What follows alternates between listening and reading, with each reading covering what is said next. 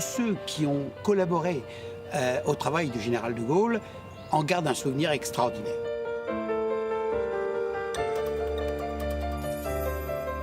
Mais il était très très proche de ses enfants. Pas du tout le genre câlin, mais le genre plein d'affection.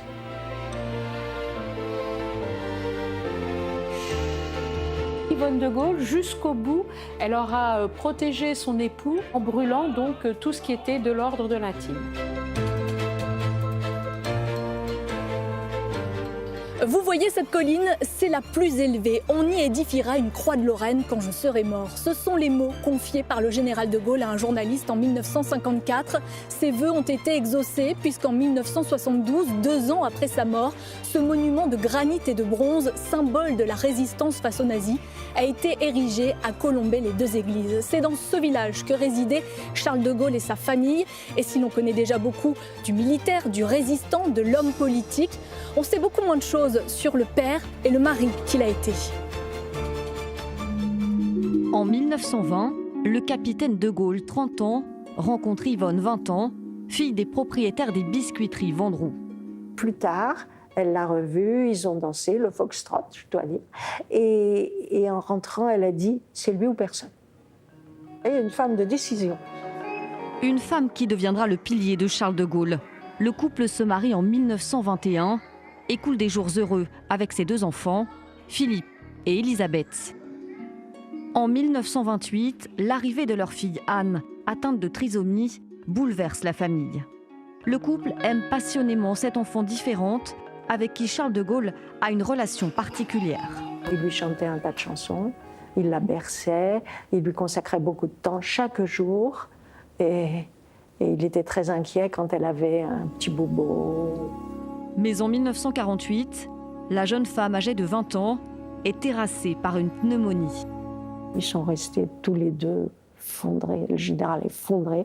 Et Yvonne a été forte pour lui aussi, parce qu'il fallait bien le soutenir aussi. Et là, le général a eu cette très belle parole, il a regardé Yvonne et il a dit « maintenant elle est comme les autres ». Charles de Gaulle et Yvonne se consolent alors grâce à leurs petits-enfants. Eux seront marqués par l'affection qui unit leurs grands-parents. Il y avait un respect énorme entre les deux, une écoute. Oui, il y avait beaucoup de tendresse, mais tout ça, ça se sentait. Évidemment, à l'époque, voilà, il n'y a pas de démonstration d'affection en public, hein, ça se faisait pas. Mon grand-père avait un énorme respect pour sa femme, énorme. Une complicité que les époux conserveront tout au long de leur vie, y compris à l'Élysée. Un couple indissolublement lié et qui a marqué l'histoire de la France. Nous voici maintenant à la Boisserie, la propriété achetée par le général de Gaulle en 1934, le lieu de l'intime par excellence. Aurore Jacquinot est la responsable du domaine. Qu'est-ce que cet endroit dit du général de Gaulle? Qu'est-ce qu'il dit de sa personnalité? Ici, alors cette maison, en fait, respire la sérénité. Le général de Gaulle l'a dit à plusieurs reprises. Il aimait beaucoup cette maison parce que ici, vous êtes vraiment au calme, à la campagne, dans la nature. Et le général de Gaulle, c'était quelqu'un qui aimait beaucoup la forêt, les arbres, etc. Et ils ont acheté cette maison pour leur fille Anne. Donc en fait, ils voulaient vraiment une maison au calme, extrêmement simple. C'est une demeure. La Boisserie, c'est ma demeure, c'est ce qu'a dit le général de Gaulle, et c'est exactement ça. Ils s'y rendaient souvent? Tout à fait. Ils achètent la maison en 34, donc ils habitent ici de 34 à 40. C'est leur demeure principale. Et ensuite, après la guerre, donc ils font reconstruire la maison. Entre 46 et 58, ils habitent ici de façon permanente. Durant la fameuse traversée du désert. Voilà. Et puis après, quand il sera président de la République, ils reviennent quand même à la Boisserie ici à peu près tous les 15 jours, plus leurs vacances. Donc ils venaient ici d'ailleurs régulièrement. Et c'est en venant à la Boisserie qu'a eu lieu d'ailleurs l'attentat du Petit Clamart.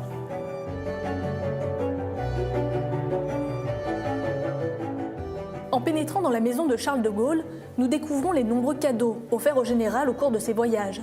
Masques africains, tapis, tableaux, amphores romaines, ils ornent la salle à manger et le salon de la Boisserie. On est dans le bureau du général de Gaulle, c'est là qu'il a rédigé ses mémoires. Est-ce qu'on sait exactement comment il s'y est pris ? Alors en fait, Charles de Gaulle, c'était à l'origine un homme de lettres. C'est quelqu'un qui lisait beaucoup. Il y a ici à la Boisserie une belle bibliothèque particulièrement fournie. Et le général de Gaulle lui-même l'a dit, il s'est inspiré donc des mémoires d'outre-tombe de Chateaubriand et du mémorial de Sainte-Hélène de Las Casas. C'était vraiment, on va dire, ses livres de chevet, ses œuvres préférées. Et il s'est inspiré de ces deux mémoires pour lui-même écrire ses mémoires de guerre. On voit par la fenêtre qu'il y a un très grand parc à la Boisserie. Est-ce que le général de Gaulle y allait souvent? Est-ce qu'il y recevait, par exemple, des personnalités politiques? Tout à fait. Le parc est vraiment très important dans cette maison. Le général de Gaulle aimait beaucoup s'y promener. Et ici, en fait, le seul homme politique étranger qu'il ait reçu en septembre 58, donc ça a été le chancelier allemand Adenauer. Et lors de sa venue, eh bien, le général de Gaulle a invité Adenauer à venir se promener avec lui dans son parc. Le général de Gaulle faisait ça vraiment avec tous ses invités. Il passait plus de temps dans le parc à discuter. Ça favorisait la conversation, selon lui, plutôt que de rester ici à l'intérieur de cette maison.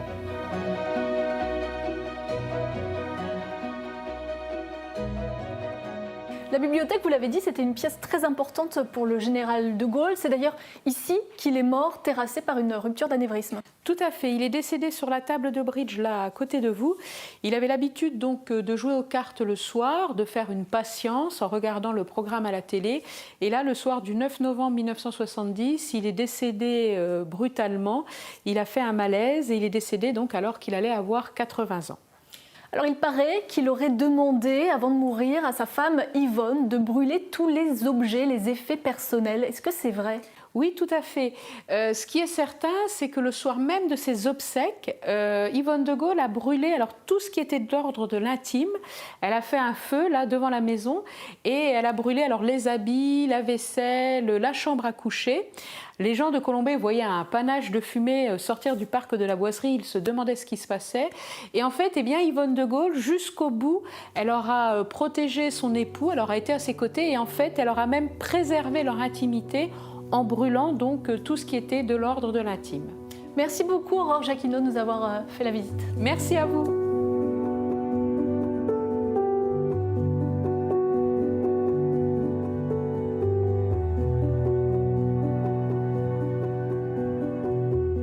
Derrière la figure du général de Gaulle, il y a bien sûr le mythe, mais il y a aussi l'homme avec ses qualités et ses défauts.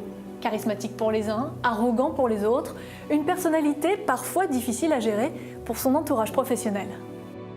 Tous ceux qui ont contribué ou qui ont collaboré au travail du général de Gaulle en gardent un souvenir extraordinaire. De Gaulle était quelqu'un de profondément courtois, d'extrêmement respectueux des gens qui travaillaient avec lui. C'est-à-dire que s'il pouvait être cassant, il n'était jamais irrespectueux. Aide de camp, ministres, secrétaires ou encore opposants politiques, ils ont été des centaines à côtoyer le général de Gaulle, bien souvent impressionnés par le personnage.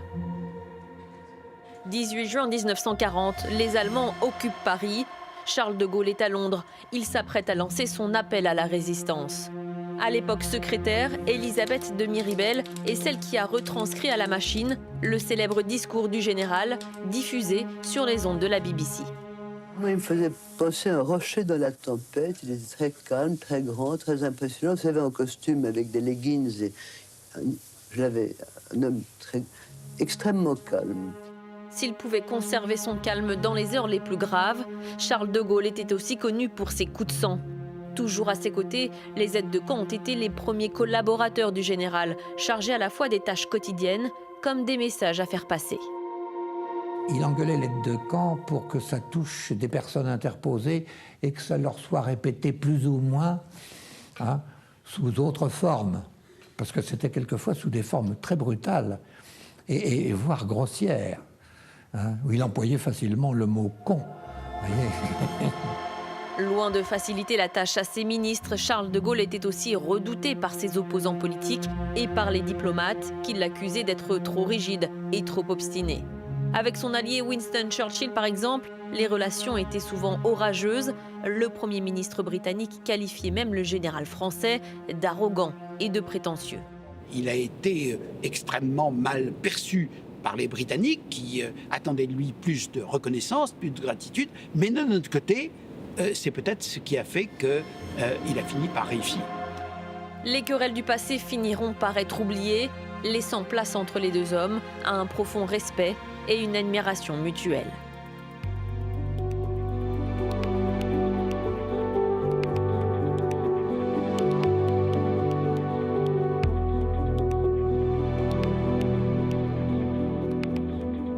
Dans ses dernières volontés, le général de Gaulle fait savoir qu'il veut être enterré à Colombey-les-Deux-Églises au cours d'une cérémonie extrêmement simple. Il ne veut pas d'obsèques nationales, pas de discours, pas de musique. Sa demande sera respectée, même si à 250 km de là, à Paris, le monde entier sera rassemblé sous les voûtes de Notre-Dame pour lui rendre hommage. C'est ici que l'on referme cette émission. Merci à vous de l'avoir suivie et à très bientôt sur France 24.